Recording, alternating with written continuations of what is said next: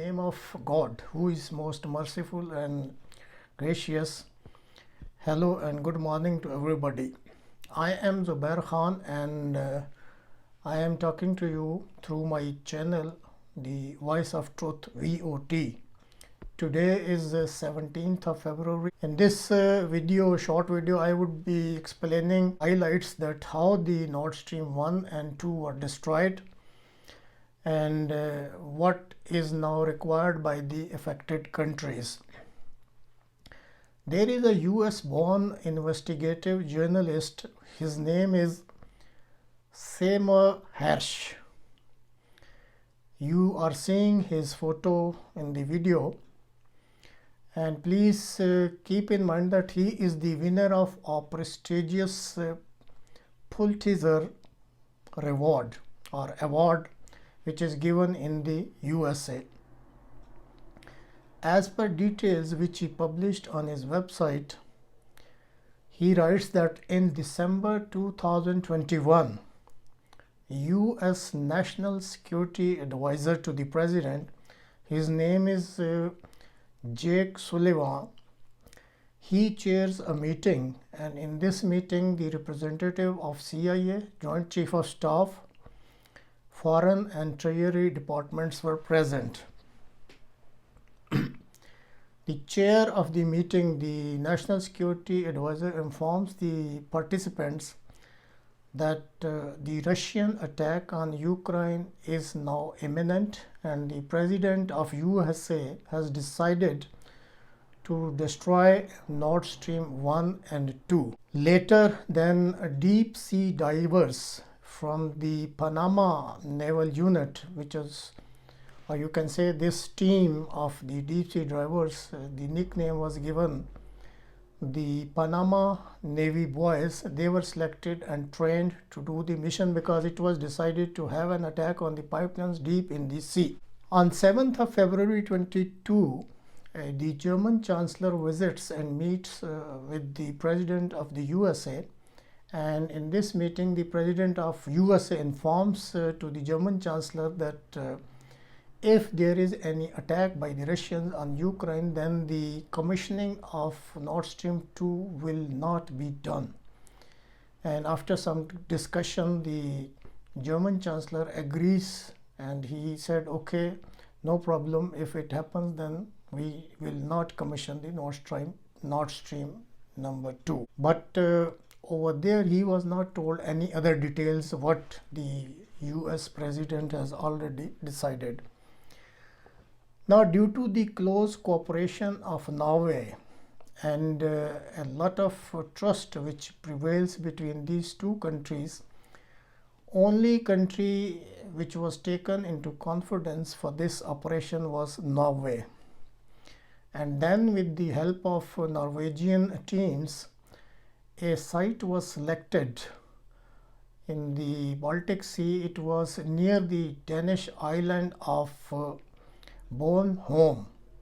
Over there, the depth of sea was 260 feet, and the other salient feature of this site was that there were no high tidal waves in this part of the city, so they found it very suitable site for having this sabotage activity on the pipelines. As per plan, the incident or the sabotage activity was to be kept secret. So in order to deceive the Swedish, Denmark and Russian authorities, it was decided to have this activity in the cover of this Baltic Operation 22. Every year from last 21 years, this exercise is conducted in this area, and many NATO countries and their navies, they participate with each other. So in this Baltic Operation 22, this was decided that the charges which is known as C4, it will be placed on these pipelines during this exercise, which will be conducted by various countries. And efforts were made that nobody should come to know that what we are doing. And there were some minor changes also made in this exercise, so that nobody could have any doubt that what are the plans done by the Americans and the Norway. Similarly, as it was decided, then the Panama Navy boys, they successfully placed the C4 charges on the Nord Stream 1 and 2, and the exercise, this Baltic Operation 22, was completed. And then on 26th of September, the Norwegian Navy P-8, it is a surveillance aircraft. It was decided in the planning that this aircraft, because it takes usually every day one surveillance flight. So during this flight, the surveillance aircraft P-8 of Norwegian Navy, it dropped this sonar buoy. It is an, you can say, an apparatus or something to do with the messaging, and it was dropped in the area where the C4 charges were fixed on the pipelines.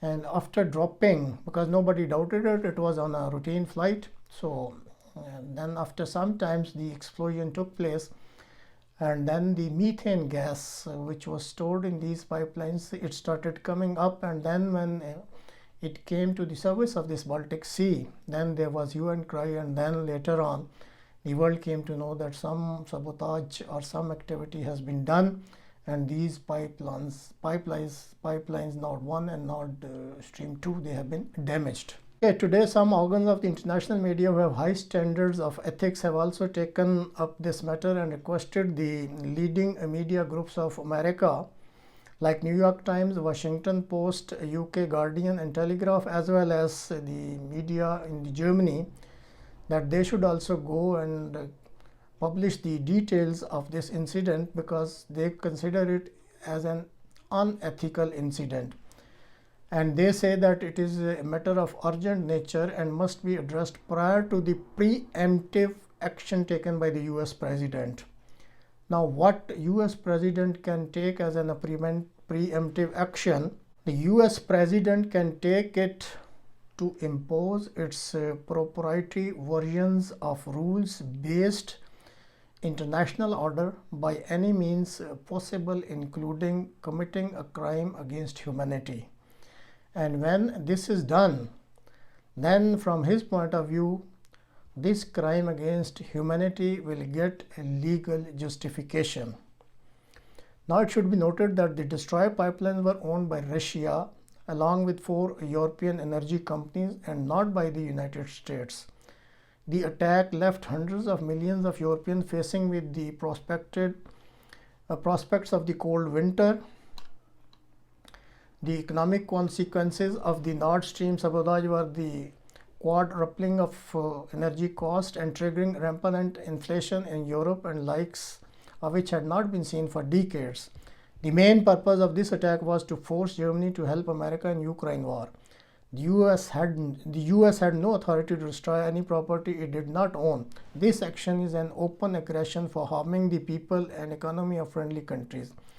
Such step is called a war crime. Remember that America repeatedly claims that it is a strong fortress in the field of moral values in the world. It's a towering beacon of light for human values and democracy, and teaches other countries of the world to follow American traditions. Now, after this incident, the world can see that the America is not a strong fortress of human values, but a dishonest, having dual standards, and a shameless country. It oppresses other countries by bullying and force, and if they don't, it imposes sanctions on them, and by creating an atmosphere of fear, it subjugates other countries. The pretext taken for the pipeline attack that Russia has attacked on Ukraine is also baseless, as the pipeline attack was planned in 2021. Until that time, Russia had not attacked the Ukraine. Just like Mir Jafar and Mir Sadek, it is a term used for traitors in subcontinent who are found in subcontinent. Such shameless people are found all over the world. Norway has played the role of a Mir Jafar and Mir Sadek in this case. As per international media, Norway's participation is full of irony. The annual winner of the Nobel Peace Prize is selected by a committee appointed by the Norwegian Parliament. What a dual standard that! On the one hand, its parliament makes a selection committee for Nobel Prize winners in the field of peace, and the role of this country played in pipeline sabotage can be called the height of shamelessness. I mean, these are two different you can say directions. On one side, you are selecting a committee who has to announce the annual peace prize for the Nobel Peace Prize winner, and on the other side you are standing with the America, where the aim is to disrupt the peace of the world and to cause difficulties to humanity. So one has to call this act of Norway as a shameless act. Now the same country, it gave Nobel Peace Prize to Mr. Obama, who was the president of the United States, and they were in such a hurry that even he did not join the office, but he was handed over this Nobel Peace Prize. And later on, he was the advocate of using this drone strategy, and he used it in the field of this battlefield of Iraq as well as in Afghanistan, and killed so many hundreds or thousands of innocent people because of this drone attacks. And he got the Peace Prize from this Nobel Prize Committee, which is selected by the Parliament of the Norway. Now in the end, I will only request that now when the brutality of the ruler of the USA as well as the ruler of the Norway has come to the limelight, and now it has been revealed beyond any doubt that this has been done, it is the duty of the people of the USA as well as of Norway, similarly the institutions of USA and Norway, that they should come out and should impeach their rulers, what they have done. Because in this world now, in the current position where you are championing on one side humanity, democracy and other things, and on the other side you see a different face.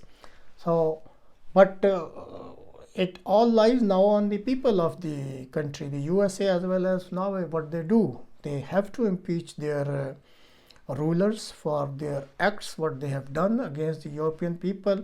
Similarly, those European people who have been suffering because of this, now when they know the truth that what has happened to them, they should also raise their voices, and they should compel the world organizations as well as the governments that they should take appropriate actions against the US president as well as the Norway.